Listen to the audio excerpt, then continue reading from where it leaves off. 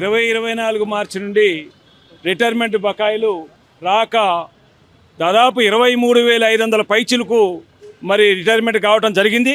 ఆ విషయానికి వస్తే రిటైర్మెంట్ బకాయిలు అందక మనోవేదనతోటి మరి గురి ఇక వస్తాయి, మరి అప్పులు కట్టుకోవచ్చు లేదా ఇంకేదో కట్టుకోవచ్చు లేకపోతే ఈఎంఐలు తీర్చుకోవచ్చు అనే బాధతోటి అదే ఆలోచనలో ఉండి మరి జబ్బులతోటి చనిపోవడం జరిగింది.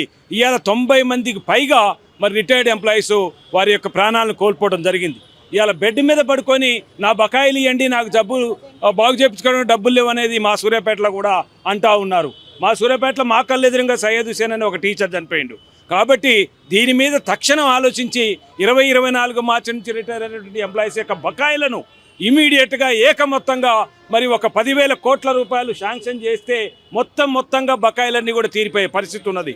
ఇవాళ 2024 మార్చి నుంచి రిటైర్ అయినటువంటి బకాయిలు మరి మా ఎంప్లాయీస్ 23,000 మంది పైచిలకు ఉన్నారు. కాబట్టి ఇదే ఆలోచనతోటి మనోవేదనతోటి జబ్బులకు గురయ్యి మరి పోలీసు వాళ్ళు రిటైర్మెంట్ ఎంప్లాయీస్ అయితేంది, ఉద్యోగస్తులు అయితేంది, ఉపాధ్యాయులు అయితేంది, మరి పోలీసు వాళ్ళు అయితేంది, మరి మనం చూస్తూ ఉన్నాం ఇవాళ ప్రతిరోజు ఈ బాధలతోటి గురయ్యి చనిపోయే పరిస్థితి ఉన్నది.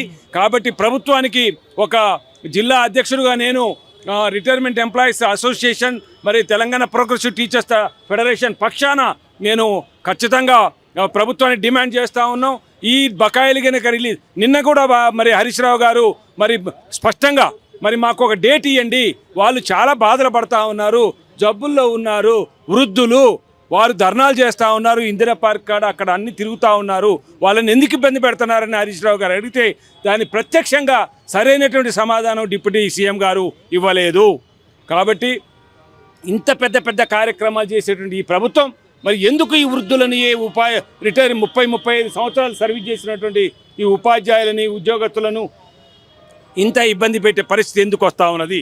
ఖచ్చితంగా గ్యారెంటెడ్ ఎంప్లాయీస్ ఇది ప్రాథమికంగా ఉన్నటువంటి ప్రభుత్వానికి సంబంధించిన బడ్జెట్లో ప్రాథమికంగా ఖచ్చితంగా రిటైర్ అయిన ఎంప్లాయీస్ మొత్తానికి ఏకమొత్తంగా బకాయిలు చెల్లించాల్సిన పరిస్థితి ఉన్నది. లేకపోతే ఇక ముందు కూడా దీన్ని ప్రత్యేకంగా ఇంకా ఎక్కువ పోరాటాలు చేసే పరిస్థితి ఉన్నది. కాబట్టి ప్రభుత్వాన్ని మేము డిమాండ్ చేస్తూ ఉన్నాం, ఏకమొత్తంగా బకాయిలను వెంటనే చెల్లించాలని ప్రభుత్వాన్ని డిమాండ్ చేస్తూ ఉన్నాం.